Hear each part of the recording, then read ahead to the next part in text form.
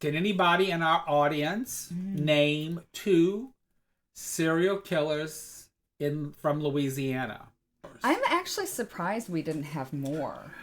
We only have 3. Yeah, with what like. And I know one of them real. My students should all know one real well, because my students have been introduced to one of them. Or if they want to start off with an easier question, that was the first question that was given to us. How many people does a serial killer or person need to kill to be known as a serial killer? Yeah, what is the body count? What is the body count to become a serial killer? That was actually the first question. Yeah. Does anybody know that number out there? Y'all want to take a guess at that? You want to take a stab at it? Take a stab at it, yeah. They're all on their cell phones. Don't use your cell phones. Everyone's Googling, no. Yeah. So we'll tell you, because I know. So it takes 3 confirmed kills to be considered a serial killer. Yes, Ronald Dominic is one. Yes. And then, hey, Alicia. Hi, and then Lee is one, and I don't remember the third one. Derek Toddley. Derek Toddley, and then there's one more. Why do serial killers always... Well, it's not serial killers, assassins. They always have 3 names. I don't know, but Ronald Dominic actually dated a friend of mine. Wow, and I thought I had some bad dates. And I actually have his photo I actually have a photo. Don't have it here. I should have that here.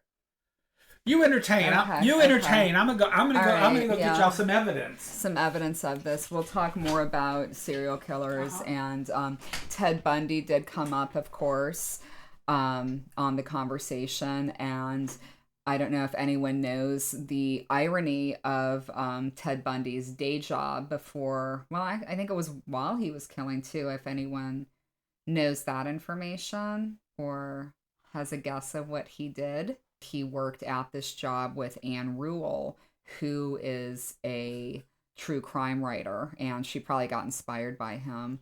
I've given you all enough time. So Ted Bundy actually worked at a suicide prevention hotline, which pity that person who called. And I wonder how that would go if you called and Ted Bundy answered the phone and you were like at the end of the line, and that's who you would get as your suicide hotline person is Ted Bundy.